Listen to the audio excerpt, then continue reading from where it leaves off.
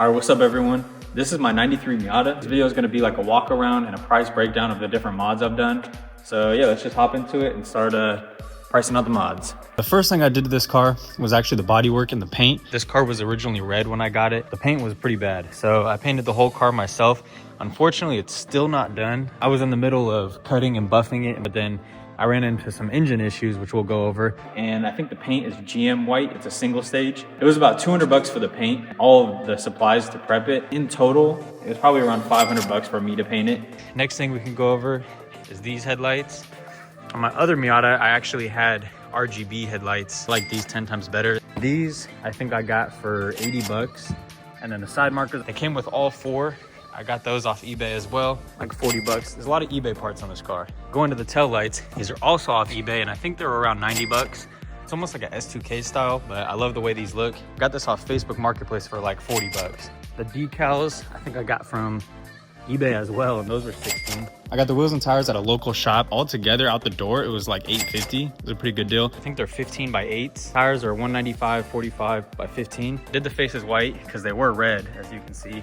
The lip in here is red. I also did drilled and slotted rotors, new pads. Rotors and the pads off of eBay, I think were like about 100 bucks for the set, for all fours. I think I'm gonna take this off because it looks like it's hung, but when I drove this car off-road, if you haven't seen that video, check it out. But when I drove this car off-road, I wanted to have a tow point, probably get a white one. I think that was like 10 bucks. The underglow, I think was around 60 bucks. I think that was off Amazon actually. The interior glow, probably like 10 bucks off of Amazon. The steering wheel and quick release, I think altogether maybe like 80 to 100 bucks. And then I did a custom switch panel I just made out of metal and did these little switches.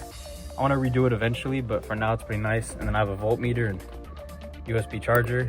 Aftermarket radio, of course. I did a short throw shifter and an aftermarket knob. I replaced both door speakers. So I made a custom metal panel that goes behind the seats. I had to take it out to replace the fuel pump. 12-inch sub behind this seat, and then I have a 6.5 and a 6.5 that sits here. When I got this car, the top was completely bad. I was able to pick up this one with the glass. But yeah, I don't really drive this car with the top up, so it mostly stays down. I'm also on coilovers. I had it lower, but I don't really like Miatas when they're super slammed. So we go under the hood.